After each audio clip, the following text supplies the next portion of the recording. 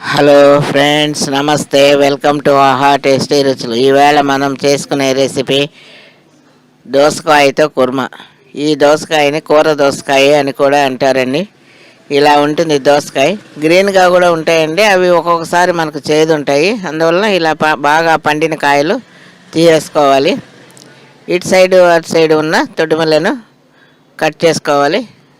కాయను ముందే శుభ్రంగా కడుక్కోవాలి. ఇప్పుడు పీలర్తో పొట్టునంతా కూడా తీసేసుకుందాం. ఈ విధంగా అంతా తీసుకున్నాం కదా. ఇప్పుడు ఈ కాయని సగానికి కట్ చేసుకొని లోపల ఉన్న గింజలనంతా తీసేసుకోవాలి. మనం పచ్చడి చేసుకున్నట్లయితే ఈ గింజలతో పాటు పచ్చడి చేసుకోవచ్చండి. మనం కుర్మా కదా చేసుకుంటున్నాం, అందువలన లోపల ఉన్న గింజలనంతా తీసేసుకుందాం. మీరు మా వీడియో ఫస్ట్ టైం చూసినట్లయితే సబ్స్క్రైబ్ చేసి పక్కనే ఉన్న బెల్ ఐకాన్ని క్లిక్ చేయండి. మేము చేసిన వీడియోస్ నోటిఫికేషన్స్ ద్వారా మీకే ఫస్ట్ వస్తాయి. చూడండి, ఈ విధంగా గింజల్ని తీసుకున్నాం కదా. ఇప్పుడు చిన్న చిన్న ముక్కలుగా కట్ చేసుకుందాం. చాలా టేస్ట్ అండ్ హెల్దీ అండి ఈ రెసిపీ. చూడండి, వీటికి కావాల్సిన పదార్థాలు: దోసకాయ ముక్కలు, టమాటా ఒకటి, ఆనియన్ ఒకటి, కరివేపాకు కొద్దిగా, ఒక మిక్సీ జార్ తీసుకొని నువ్వులు 4 స్పూన్లు వేసుకోవాలి. అదేవిధంగా పచ్చి కొబ్బరి కూడా 4 స్పూన్లు వేసుకోవాలి. మూత పెట్టుకొని కచ్చాపచ్చాగా మిక్సీ పట్టుకుందాం. చూడండి, ఈ విధంగా మిక్సీ పట్టుకున్నాం కదా. ఇందులో కొద్దిగా వాటర్ వేసుకొని ఫైన్గా మెత్తగా పేస్ట్ చేసి పక్కన ఉంచుకుందాం.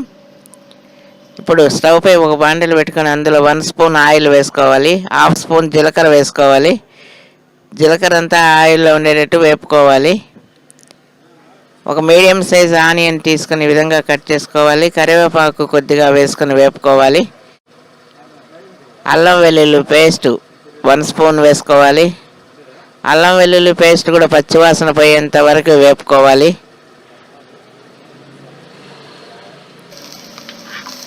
ఇప్పుడు ఒక మీడియం సైజు టమాటాను సన్నగా కట్ చేసుకొని వేసుకోవాలి. ఈ టమాటా, ఆనియన్, అల్లం వెల్లుల్లి అంతా బాగా వేగేంత వరకు వేపుకుందాం. ఇప్పుడు ఉప్పు రుచికి సరిపడా వేసుకోవాలి.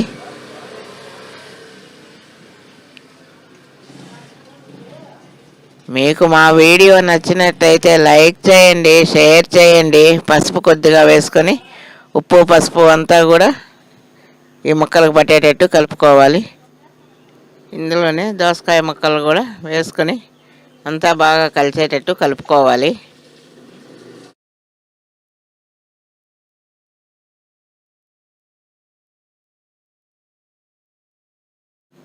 ఈ కుర్మాని మనం రైస్, చపాతీ, రోటీ, ఇడ్లీ, దోశ అన్నిట్లోకి తీసుకోవచ్చండి. కారం 1 స్పూన్ తీసుకోవాలి.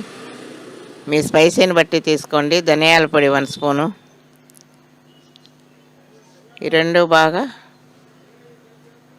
ఈ దోసకాయ ముక్కలకు పట్టేటట్టు వేపుకుందాం.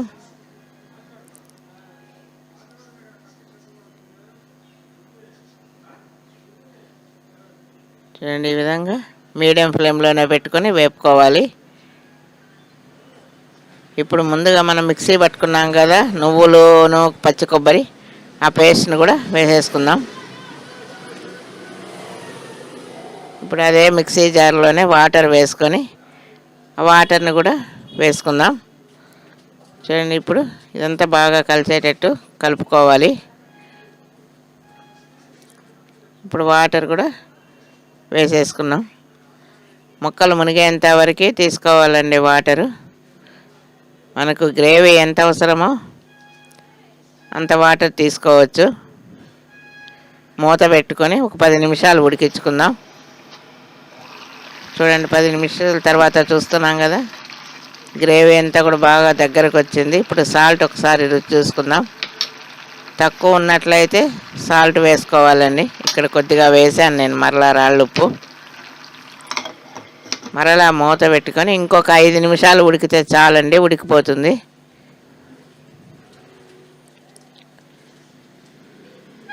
చూడండి, ఈ విధంగా దగ్గరకు వచ్చింది కదా. ఫైనల్లో కొత్తిమీర వేసుకోవాలి.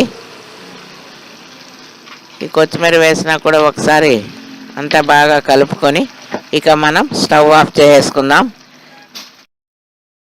Thanks for watching my video.